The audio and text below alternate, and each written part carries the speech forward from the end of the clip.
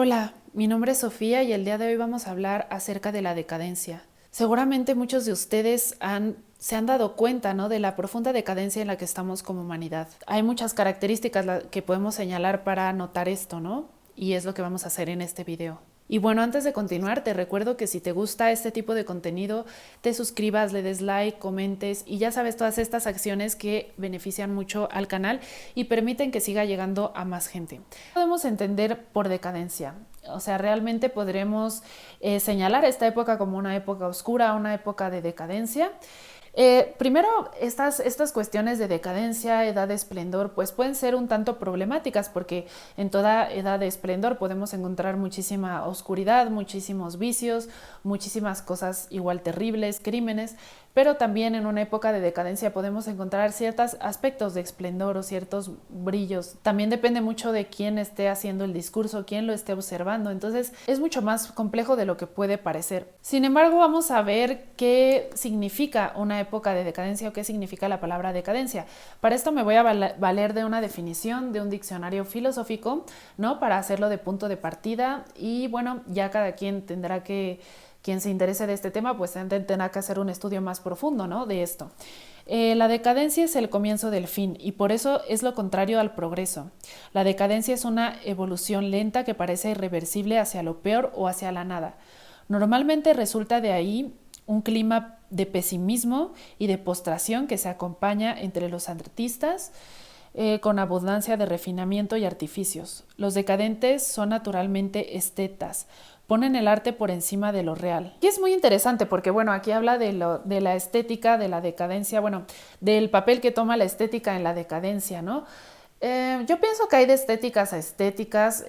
Habría que plantear, por ejemplo, una estética completa, ¿no?, que abarca la razón, que abarca porque a veces pienso que el arte es ese vértice donde todo lo humano confluye, ¿no? También tiene un mensaje con un contenido simbólico y con un sentido para darnos un sentido acerca de la vida, ¿no? Pues realmente refleja esos valores de la época, entonces va más allá incluso de una experiencia puramente estética entendida como una experiencia únicamente sensible y emocional, sino también a veces toca lo racional. Sin embargo, la clave aquí es que incluso en esta arte, en esta expresiones artísticas, se refleja también la decadencia del tiempo, ¿no? Entonces, cuando se pierde de pronto todos los valores, cuando se pierden todos los significados, lo más común es que el hombre caiga en una especie de complacencia nada más, puesto que lo último que va a perder el valor va a ser el placer y el dolor, ¿no?, que son las cosas más primitivas y más básicas del ser humano, ¿no?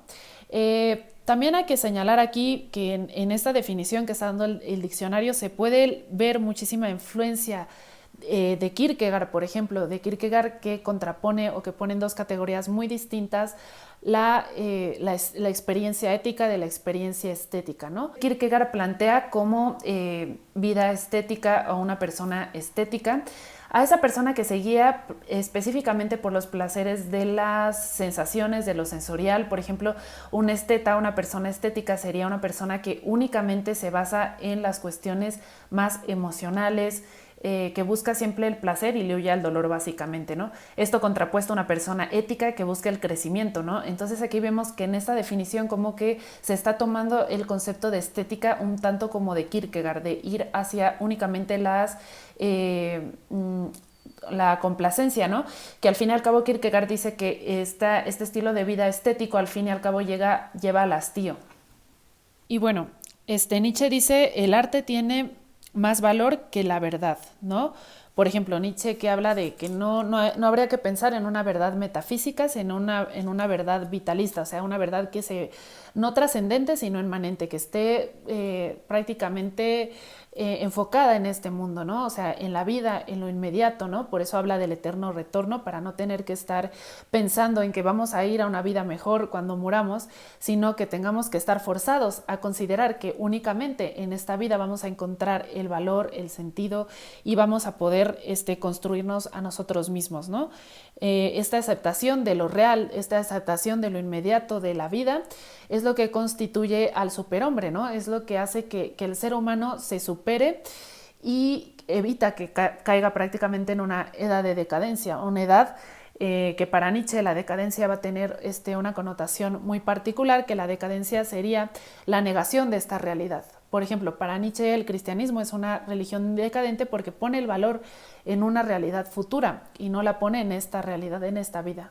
Continuando con esta definición, dice también que la decadencia naufragia en el ridículo y en el hastío, ¿no? Cosa que sí estoy bastante de acuerdo con esta parte de la definición, puesto que sí, generalmente cuando hay una época de decadencia, termina siendo una época de mucha comedia, o sea, porque al fin y al cabo la risa, hay que entender la risa también filosóficamente, sería muy interesante a lo mejor hacer un video de lo cómico, pero hay que entender un poco la risa como donde sale la tensión, ¿no? O sea, una tensión muy fea, muy agresiva respecto a la vida, termina aligerándose por medio de la risa, por medio de lo divertido, ¿no?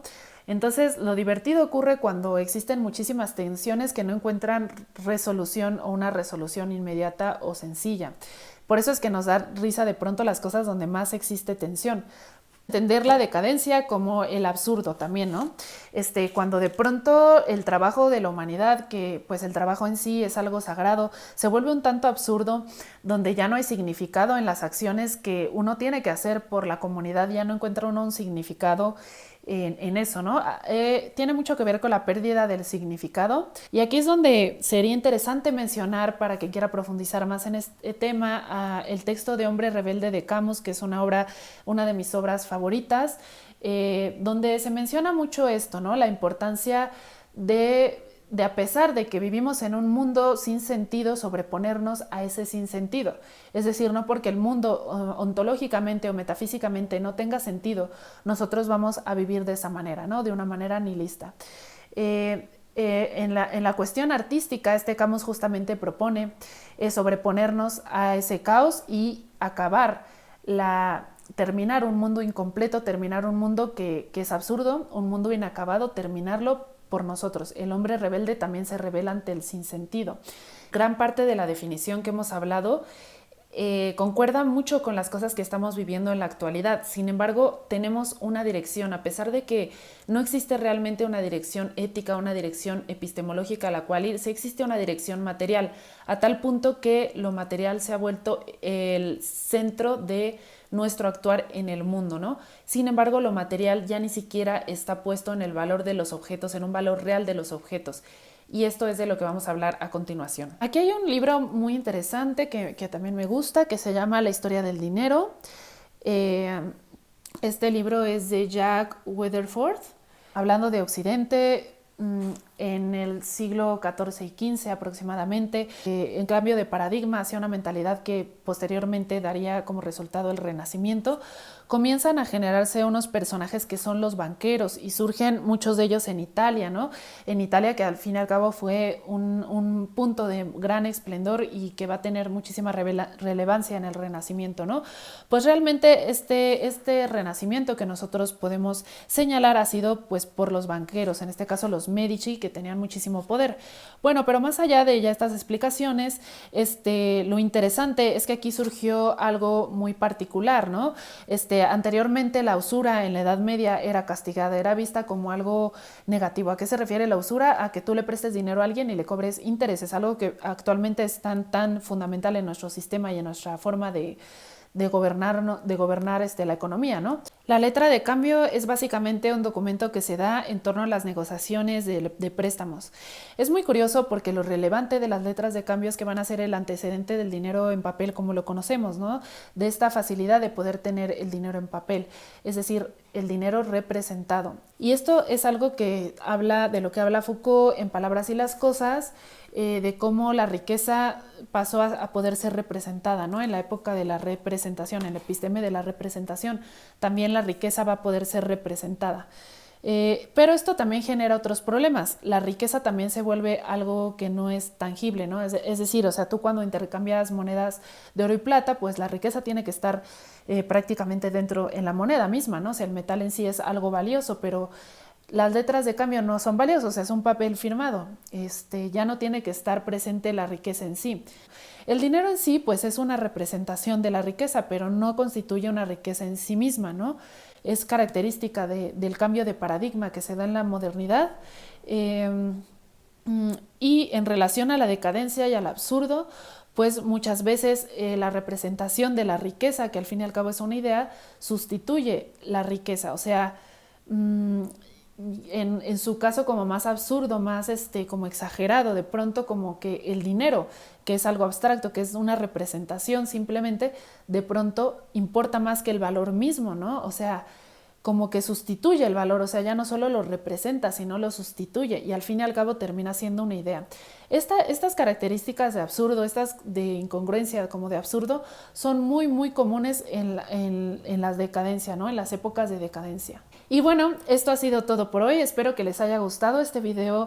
Les recuerdo darle like, suscribirse, ya saben todo esto que me ayuda muchísimo. Y bueno, los espero en los siguientes. Muchísimas gracias por ver.